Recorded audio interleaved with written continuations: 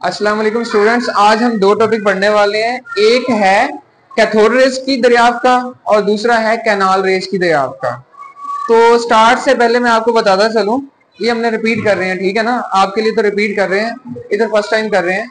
तो canal raise और दूसरी जो कैथोड रेज है, ये दरअसल प्रोटॉन और इलेक्ट्रॉन्स ही हैं, इनमें कोई फर्क नहीं है, ठीक है। सबसे पहले हम पढ़ते हैं कैथोड रेज का, इनका सारा हम बैकग्राउंड पढ़ेंगे। आपने हर चीज को सुनना ध्यान से। सबसे पहले कैथोड रेज जो है ना, इसको डिस्कवर किसने किया? देखें, हमने एटम के मॉडल पढ़े हैं, फिल्म बडिंग मॉडल हो गया, चाहे दूसरा मॉडल हो गया, वो बाद में बनते हैं, ठीक है। जब क्लियर मॉडल होता है ना, वो बाद में बनता है, पहले एक एक चीजें साथ में डिस्कवरी की जाती है। ऐसा नहीं हुआ कि एक ही दिन के अंदर इलेक्ट्रॉन भी दरियाफ्त हो गया, प्रोटॉन भी दरियाफ्त हो गया। तो ये तरतीबवार जो है कई साइंसदानों का इसमें काम है। सबसे पहले हम बात करते हैं सर विलियम क्रोक्स की, ठीक है। इन्होंने किस सन में किया है? साल बताओ।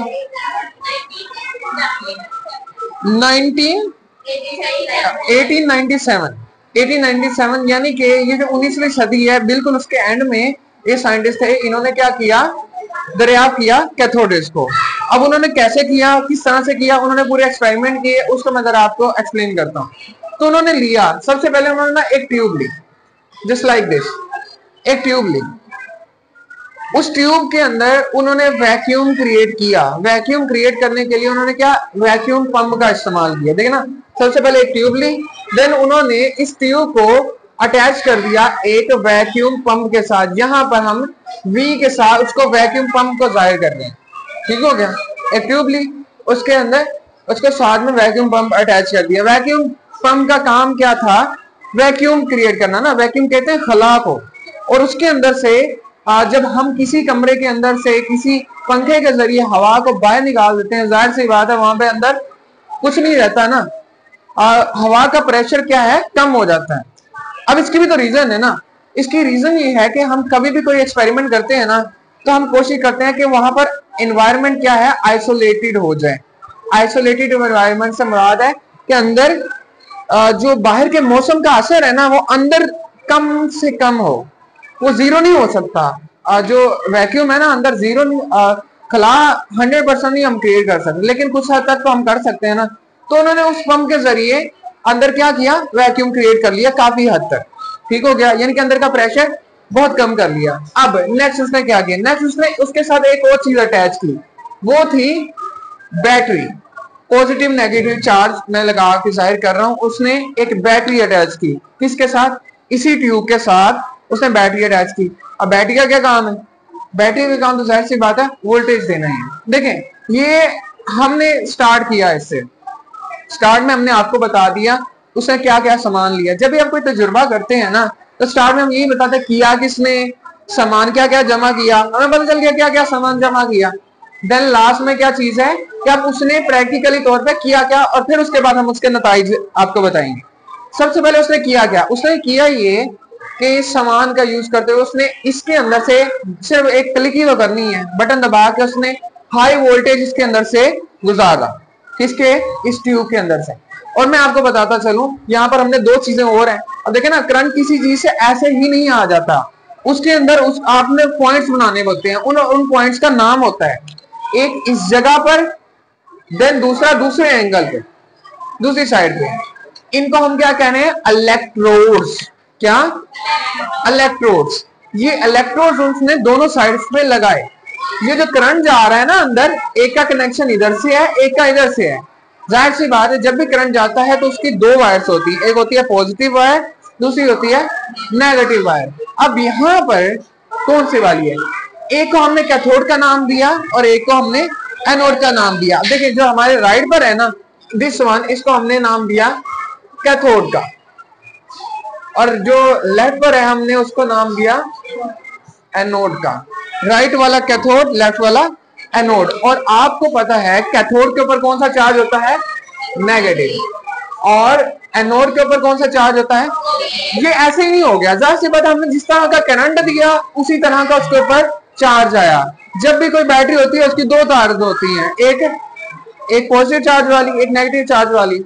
अब जाहिर सी बात इसके साथ नेगेटिव अटैच करेंगे, वो कैथोड होगा, उसके ऊपर कौन सा चार्ज होगा, नेगेटिव, दूसरे के ऊपर पॉजिटिव चार्ज होगा। अब जब उसने करंट गुजारा, हम वहां पे वापस आ जाते हैं, अब जब वहां पे उसने करंट गुजारा तो वो इधर भी गया इधर भी गया, ठीक है, करंट गुजर गया, वोल्टेज गुजर गया। अब उसके बाद उसने मुशाहिदात क्या किए और मुशाहिदात से उसने नतीजे क्या निकाले, अब वो हम आपको बताएंगे, ठीक है।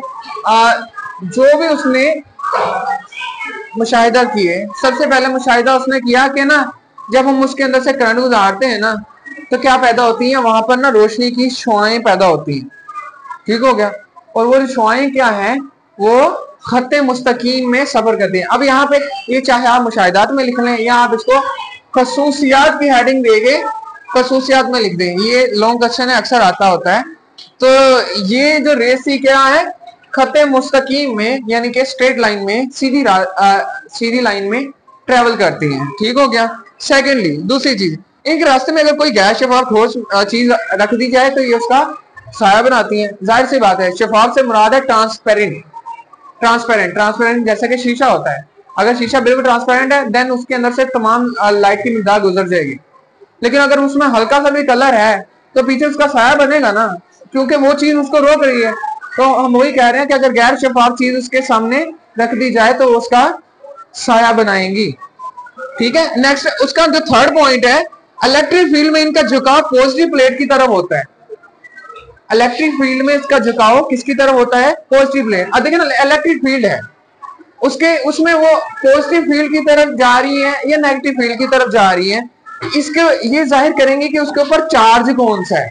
अगर तो वो रेस जो है वो पॉजिटिव की तरफ जा रही है देन हमें पता चलेगा उसके ऊपर नेगेटिव चार्ज है। अगर वो नेगेटिव की तरफ जा रही है तो उसके ऊपर पॉजिटिव चार्ज। ये रूल है कि एक जैसे चार्ज एक दूसरे को क्या करते हैं, दफा करते हैं, और अगर चार्ज वो क्या हो, मुख्तलिफ हो, तो वो एक दूसरे को अट्रैक्ट करते हैं। मतलब अगर कहीं पे ऊपर पॉजिटिव चार्ज है तो उसकी तरफ नेगेटिव वाला जाएगा, और अगर कहीं पर नेगेटिव चार्ज है तो पॉजिटिव वाला उसकी तरफ जाएगा। तो चूंकि हमारे पास यहाँ पर इस जगह पर पॉजिटिव चार्ज है और ये जो रेस है इस सिम्त से इस सिम्त में जा रही है, तो हम देख रहे हैं सामने कि ये तो किस तरफ जा रही है, पॉजिटिव की तरफ। और चूंकि ये पॉजिटिव की तरफ जा रही है हमने नतीजा निकाल लिया इससे कि इनके ऊपर कौन सा चार्ज है, नेगेटिव चार्ज, ठीक हो गया।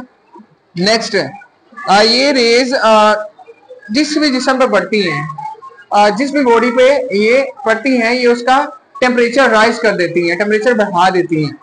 जाहिर सी बात है ये भी लाइट रेज हैं। बाकी भी जैसे आप सनलाइट की मिसाल ले लें, सनलाइट में भी ऐसे ही होता है कि अगर आप सनलाइट के आगे बैठेंगे तो जाहिर सी बात है आपका टेम्परेचर बढ़ाएंगे, बिल्कुल इसके अंदर एनर्जी होती है। इसी तरीके से ये क्या करती हैं, टेम्परेचर बढ़ाती हैं। जे थॉमसन ने इनकी E बाय एम जो है, चार्ज बाय मास जो है, वो इक्वेशन जो है वो दरियाफ्त की थी, यानी कि उसने दरियाफ्त किया था कि इसके ऊपर चार्ज और मास का रिलेशन क्या है। ये एक एक्स्ट्रा पॉइंट है इसके साथ।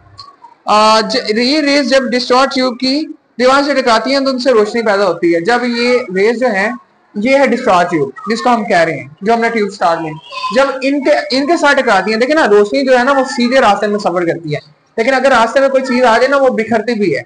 इसी वजह से रात के वक्त जब शाम के वक्त सन ग्रूब भी हो चुका होता है ना, तब भी हमें उसकी रोशनी नजर आ रही होती है। वो कैसे नजर आती है, हवा के पार्टिकल के साथ वो इधर उधर होती है। इधर भी अगर वो इन दीवारों के साथ टकराती है, चाहे साइडों पर चाहे सामने पर, तो वो क्या पैदा करती है, रोशनी पैदा करती है। इवन कि अभी भी मैं अगर अपने फोन से इधर लाइट मारूं तो क्या ये चीज चमकेगी ना, ठीक है। तो हमारी ये जो ट्यूब है ये भी चमक पैदा करती है। देन लास्ट पॉइंट है, ये भी देखा गया है, ये भी ऑब्जर्व किया गया है कि डिस्चार्ज ट्यूब से जो खारिज होने वाली रेज है वो हमेशा एक ही खसूसियत की अमल होती है, चाहे कोई भी गैस या किसी भी किस्म की धात हो।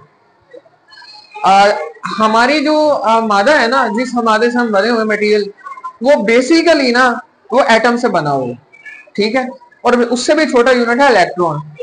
अब ऊपर से सारे हिस्सा जितने मर्जी डिफरेंट हो, अंदर से जो इलेक्ट्रॉन है ना वो तो सेम है ना। इलेक्ट्रॉन की तादाद डिफरेंट हो सकती है लेकिन इलेक्ट्रॉन होते एक ही तरह के।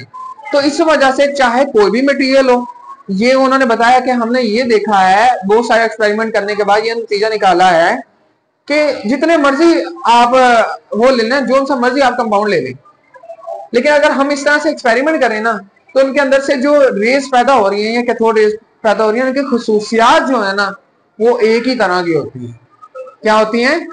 एक ही तरह की। इसकी रीजन मैंने आपको बताई, क्योंकि मादा जो है फंडामेंटल पार्टिकल एटम और उससे भी छोटे इलेक्ट्रॉन से बना हुआ। इलेक्ट्रॉन तो सबके अंदर एक है, एक जैसे है ना, इसीलिए सबके अंदर खुसूसियात भी सेम ही एक जैसी रहेंगी।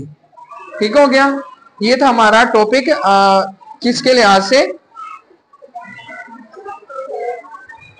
कैथोड रेज का। और मैं आपको बताता चलूं, बाद में जब उन्होंने ना आगे जो उन्होंने पैराग्राफ के अंदर आपको बताया है, कैथोड रेज को जब उन्होंने मजीद डिस्कवर दिया ना, बाद में उन्होंने उसका नाम क्या रखा? इलेक्ट्रॉन रखा। आज हम जिनको इलेक्ट्रॉन कहते हैं ना, वही कैथोड रेज है। ठीक है? इनको हमने कैथोड रेज का नाम क्यों दिया था? क्योंकि यहाँ पर देखें, ये इस वाले को हम कैथोड कह रहे थे ना, कि कैथोड से बन रही थी, यहां से निकल रही थी। चूंकि ये कैथोड से निकल रही थी, इसलिए हमने इनको कैथोड रेज का नाम दिया था। अब हम इनको इलेक्ट्रॉन कहते हैं। ठीक हो गया?